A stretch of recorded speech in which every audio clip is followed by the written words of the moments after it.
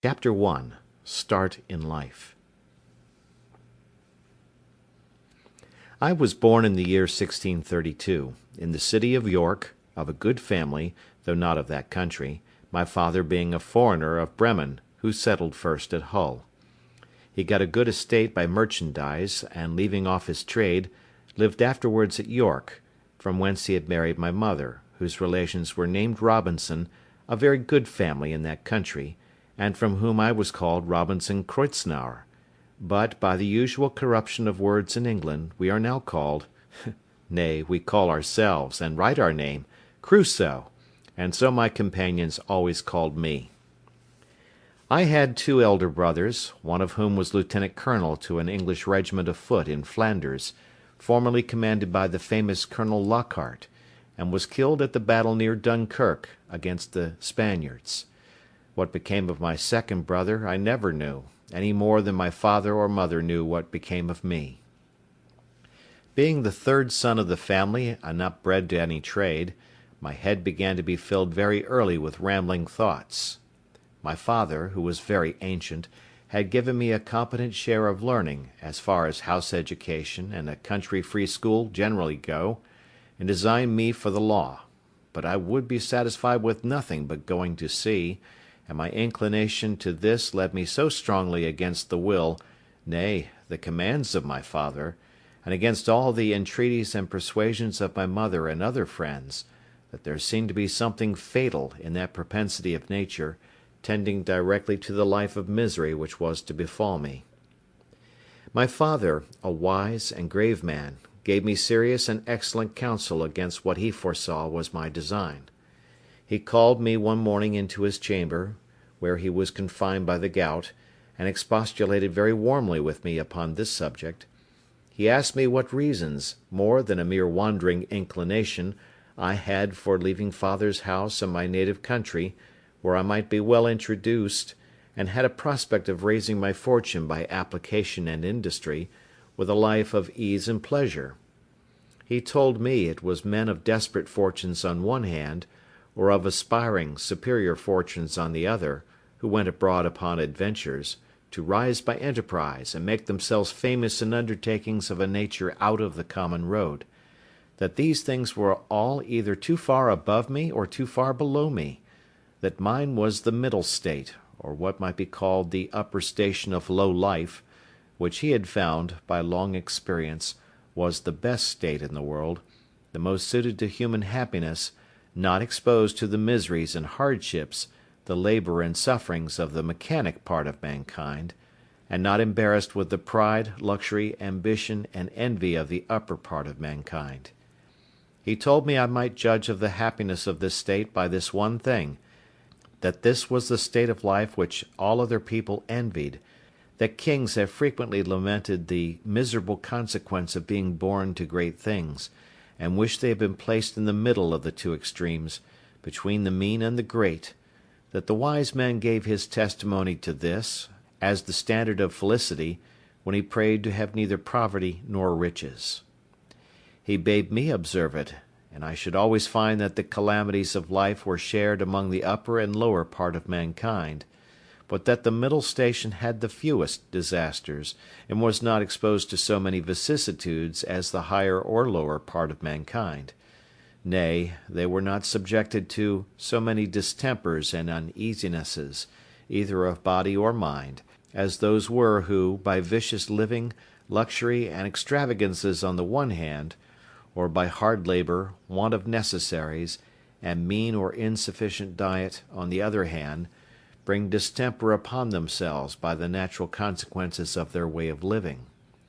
that the middle station of life was calculated for all kind of virtue and all kind of enjoyments; that peace and plenty were the handmaids of a middle fortune; that temperance, moderation, quietness, health, society, all agreeable diversions and all desirable pleasures, were the blessings attending the middle station of life; that this way men went silently and smoothly through the world, and comfortably out of it, not embarrassed with the labours of the hands or of the head, not sold to a life of slavery for daily bread, nor harassed with perplexed circumstances, which rob the soul of peace and the body of rest, nor enraged with the passion of envy, or the secret burning lust of ambition for great things, but in easy circumstances, sliding gently through the world, and sensibly tasting the sweets of living, without the bitter,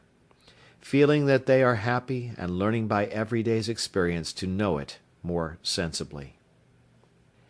After this he pressed me earnestly, and in the most affectionate manner, not to play the young man, nor to precipitate myself into miseries which nature and the station of life I was born in seemed to have provided against; that I was under no necessity of seeking my bread;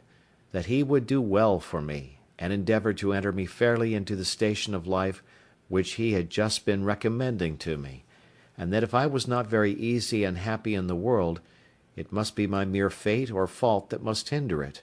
and that he should have nothing to answer for, having thus discharged his duty in warning me against measures which he knew would be to my hurt. In a word, that as he would do very kind things for me if I would stay and settle at home as he directed, so he would not have so much hand in my misfortunes as to give me any encouragement to go away. And to close all, he told me I had my elder brother for an example, to whom he had used the same earnest persuasions to keep him from going into the Low Country wars, but could not prevail, his young desires prompting him to run into the army, where he was killed. And though he said he would not cease to pray for me, yet he would venture to say to me that if I did take this foolish step, God would not bless me, and I should have leisure hereafter to reflect upon having neglected his counsel when there might be none to assist in my recovery. I observed in this last part of his discourse, which was truly prophetic, though I suppose my father did not know it to be so himself, I observed the tears run down his face very plentifully, especially when he spoke of my brother who was killed; and that when he spoke of my having leisure to repent, and none to assist me, he was so moved that he broke off the discourse, and told me his heart was so full he could say no more to me.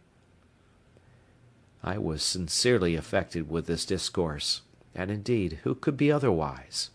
And I resolved not to think of going abroad any more, but to settle at home according to my father's desire. But alas! a few days wore it all off, and in short, to prevent any of my father's further importunities, in a few weeks after, I resolved to run quite away from him. However, I did not act quite so hastily as the first heat of my resolution prompted,